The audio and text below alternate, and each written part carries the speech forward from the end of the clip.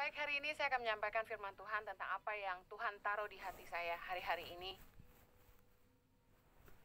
Saya berpikir kenapa begitu banyak komentar negatif tentang kekristenan. Baik di Facebook, Instagram, kenapa orang suka mengomentari tentang hamba Tuhan, menilai kekristenan dari sudut pandang yang negatif. Karena pemikiran mereka begini. Ngakunya Kristen, tapi kelakuannya bikin orang gak demen. Saya pernah sampaikan bahwa di dalam kekristenan ada sebuah standar yang dituntut dari kita. Dunia memiliki sebuah barometer bahwa orang Kristen harus seperti ini. Kenapa begitu?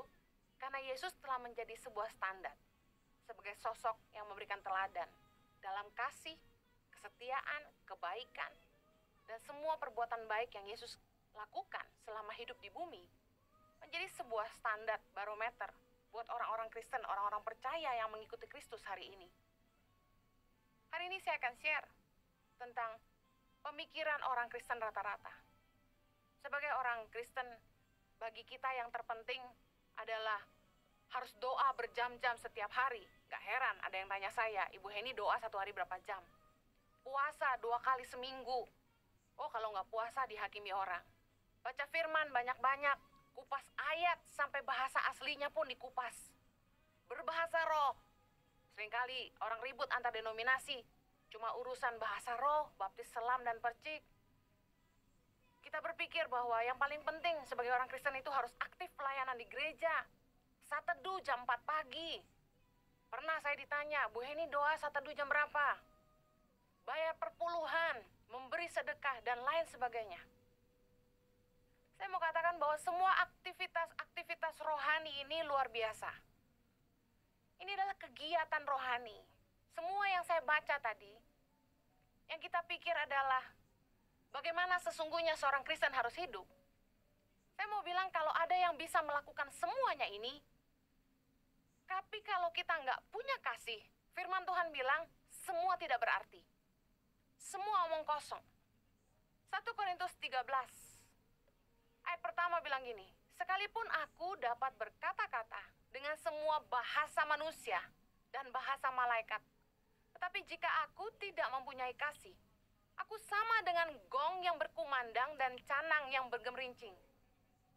Sekalipun aku mempunyai karunia untuk bernubuat dan aku mengetahui segala rahasia dan memiliki seluruh pengetahuan, dan sekalipun aku memiliki iman yang sempurna untuk memindahkan gunung, tetapi jika aku tidak mempunyai kasih, aku sama sekali tidak berguna.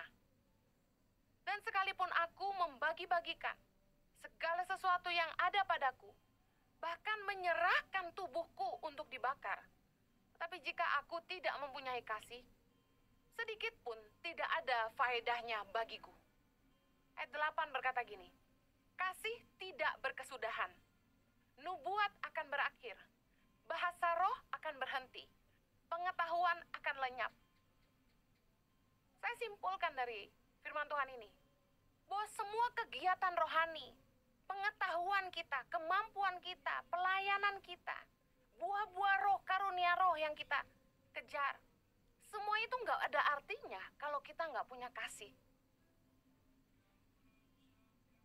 Saya pernah kenal orang yang rajin puasa, baca Alkitab luar biasa, doa, saat teduh subuh-subuh. Tapi kehidupannya, kalau ngomong, nyakitin orang terus. Selalu sumpahin orang. Saya lihat banyak orang yang kehidupan rohaninya sama kehidupan nyatanya bertolak belakang. Firman Tuhan berkata dalam 1 Korintus 13 ayat 3, dia bilang, dan sekalipun aku membagi-bagikan segala sesuatu yang ada padaku, bahkan menyerahkan tubuhku untuk dibakar, tetapi jika aku tidak mempunyai kasih, sedikit pun tidak ada faedahnya bagiku. Rasul Paulus berkata begitu. Artinya apa? Sekalipun kita pikir kita murah hati, kita suka memberi, bahkan sampai kita merelakan tubuh kita untuk dibakar, tapi jika kita nggak punya kasih, nggak ada artinya. Berarti gini, kasih itu murah hati kata firman Tuhan. Tapi orang bisa memberi tanpa kasih. Berarti orang yang suka menabur bukan jaminan dia betul-betul hidup di dalam kasih. Matius 6 ayat 2 bilang, apabila engkau memberi sedekah, janganlah engkau mencanangkan hal itu seperti yang dilakukan orang munafik di rumah-rumah ibadat dan di lorong-lorong, supaya mereka dipuji orang. Aku berkata kepadamu, sesungguhnya mereka sudah mendapat upahnya. Kalau orang yang melayani Tuhan berpikir, saya sudah menabur banyak di gereja, saya sudah banyak memberi. Saya mau bilang firman Tuhan ingatkan kita, enggak jaminan. Kita sudah hidup dalam kasih. Bahkan ada orang-orang yang suka sekali nabur kemana-mana. Suka sekali nabur ke gereja. Tapi sama saudaranya sendiri pelit sekali. Sama pembantunya aja pelit sekali. Ini yang arti firman Tuhan. Karena kebanyakan orang senang memberi supaya dipuji. Orang yang suka memberi belum tentu punya kasih, tapi orang yang punya kasih pasti murah hati. Mari saya mau ajak saudara untuk melihat bagaimana dengan hidup saya. Saya ingin mengajak bagaimana setiap kali kita dengar firman, kita langsung merefleksikan itu ke hidup sendiri. Periksa hidup kita. Bagaimana dengan hidup saya? Matius 7 ayat 20 bilang gini, jadi dari buahnya lah kamu akan mengenal mereka. Bagaimana dengan buah-buah kehidupan kita sendiri? Kalau kita mau tahu sudah baik atau belum hidup kita, mari lihat buah kehidupan kita. Apa yang kita hasilkan lewat buah kehidupan kita? Cara menilai baik atau tidak, kata firman Tuhan itu lihat buahnya. Matius 7 ayat 17 bilang gini, demikianlah setiap pohon yang baik menghasilkan buah yang baik, sedangkan pohon yang tidak baik menghasilkan buah yang tidak baik.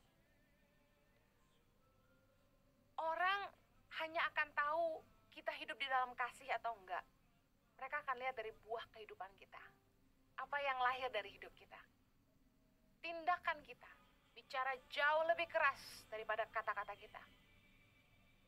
Dari buah kehidupan seseorang, kita dapat melihat apakah dia sungguh-sungguh mengasihi Tuhan dan sungguh-sungguh hidup dalam kasih.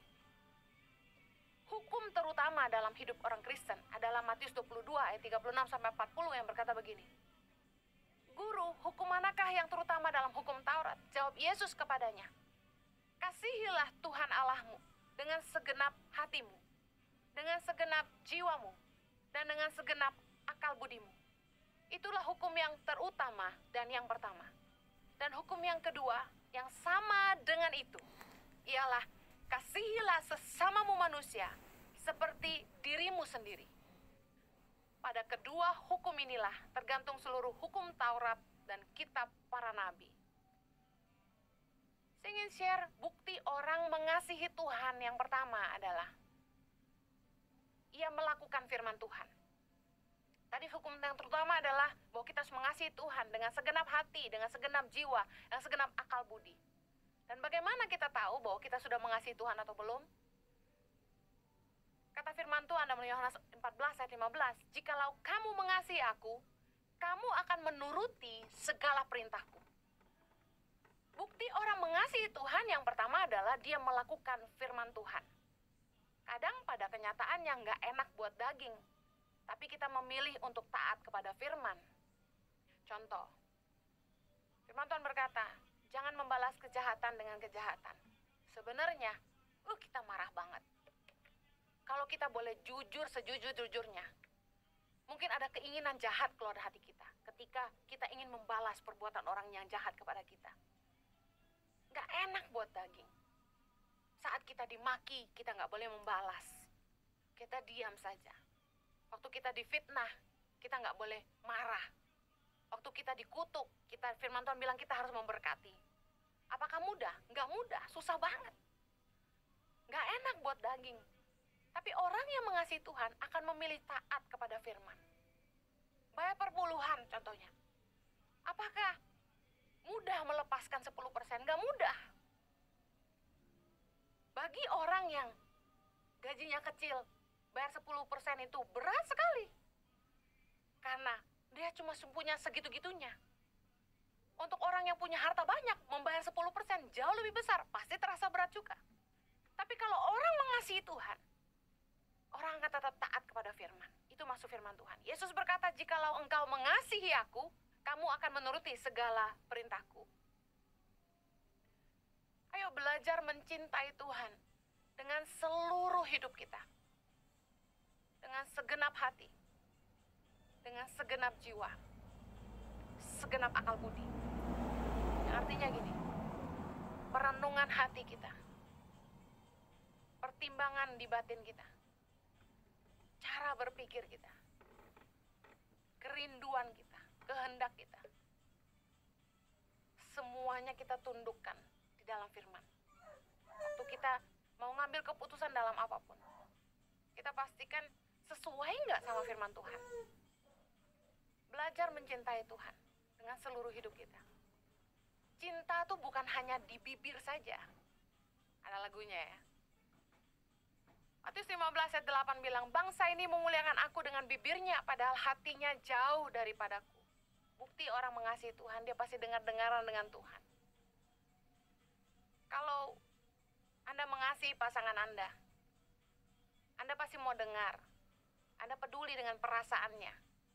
Anda pasti mau dengar apa yang jadi kerinduannya. Anda mau jaga perasaan pasangan Anda.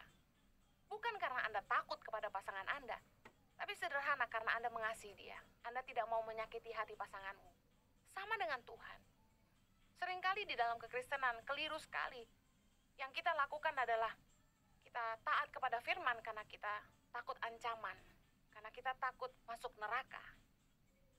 Padahal harusnya motivasi kita ketika kita taat sama Tuhan, karena kita mengasihi Tuhan dan kita nggak mau menyakiti hatinya. Belajar kasih mengasihi Tuhan dengan segenap hati kita. Ada orang yang bilang sama pasangannya, I love you, tapi dia selingkuh. Sama dengan Tuhan. Tuhan nggak mau kita bilang, aku mengasihi Tuhan, tapi kemudian kita nggak peduli sama firman Tuhan. Kita hidup dengan cara-cara kita sendiri. Kadang-kadang orang Kristen di gereja begitu antusias menyembah Tuhan, dengar firman Tuhan semangat, bilang amin keras-keras. Waktu nyembah mewek, meler, semua tumpah. Tapi keluar dari gereja, semuanya berubah. Gak takut Tuhan, dagang nipu orang, merugikan teman sendiri gak masalah. Jahat sama keluarga, menghina orang. Kadang-kadang saya berpikir kenapa begitu banyak orang hidup seperti di dua dunia. Penuh dengan kepalsuan. Mari belajar hidup dalam kasih. Dalam setiap perenungan hati kita dan pertimbangan di pikiran kita. Pakai firman Tuhan jadi dasar pertimbangan kita. Yang kedua, bukti orang mengasihi Tuhan. Dia mengasihi sesama. Tadi firman Tuhan katakan, hukum yang kedua yang sama dengan itu. Yang sama artinya gini, mengasihi Tuhan berarti mengasihi sesama. 1 Yohanes 4 ayat 20 berkata gini, jikalau seorang berkata, aku mengasihi Allah dan ia membenci saudaranya, maka ia adalah pendusta. Karena barang siapa tidak mengasihi saudaranya yang dilihatnya, tidak mungkin mengasihi Allah yang tidak dilihatnya. Bukankah kita tidak bisa lihat Tuhan?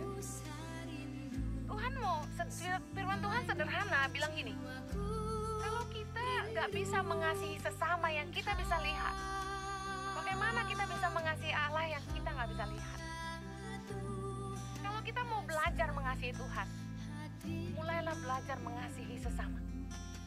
Karena ketika kita bisa mengasihi orang lain, sesungguhnya kita sedang mengasihi Tuhan yang kita gak bisa lihat. Saya sedih, keluarga saudara saja bisa bertengkar gara-gara urusan harta.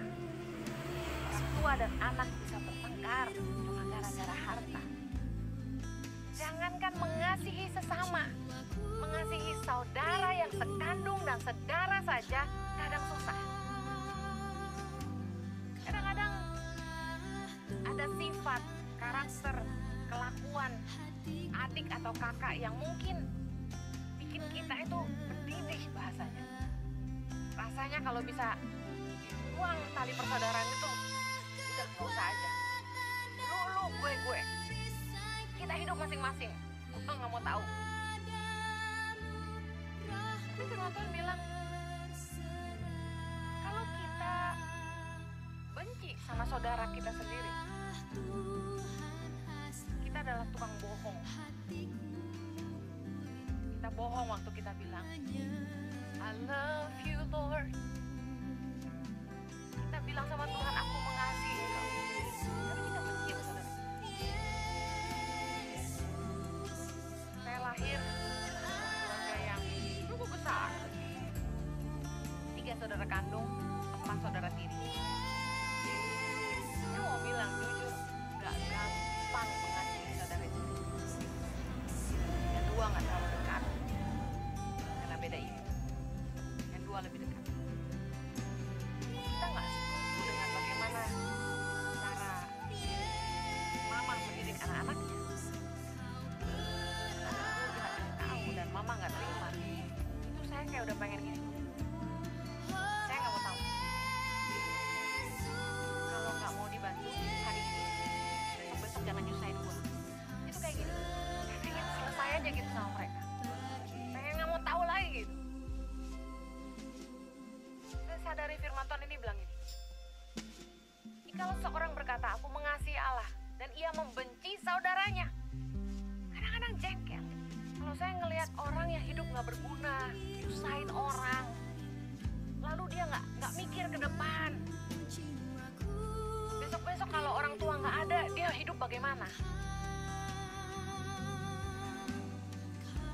Saya bilang sama Tuhan ini, nggak bisa sih saya benci saudara. Sekesal-kesalnya, semarah-marahnya. Karena saya tahu bahwa itu akan membuat saya jadi tukang bohong aja. Saya bilang saya mengasihi Tuhan, tapi saya benci saudara sendiri. Karena firman Tuhan bilang, kalau kita nggak bisa mengasihi saudara yang kita bisa lihat, gak mungkin kita bisa mengasihi Allah yang tidak bisa kita lihat. Saya ngalamin mengasihi sesama tuh gak mudah. Orang yang sedara sama kita aja, itu betapa susahnya.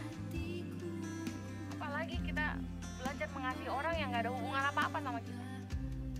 Kami menolong orang miskin. Saat saya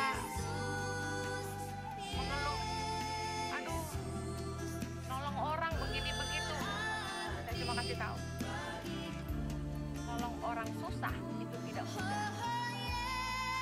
Seringkali mengasihi banyak tantangannya.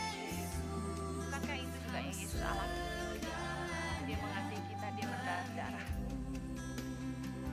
Kalau belum berdarah-darah itu belum mengasihi namanya. Kita tolong orang, sekolahkan orang, kita kasih mereka makan dari meja kita. Mereka bisa tusuk kita dari belakang, bisa menjelek-jelekan kita, bisa fitnah kita, bisa melawan kita, melukai hati kita. Tapi saya selalu tetapkan hati untuk tetap mengasihi. Saya mau bilang, kalau kita nggak bisa mengasihi saudara sendiri, kita adalah pembohong. Terus belajar mengasihi. Firman Tuhan berkata, kasihilah sesamamu seperti dirimu sendiri.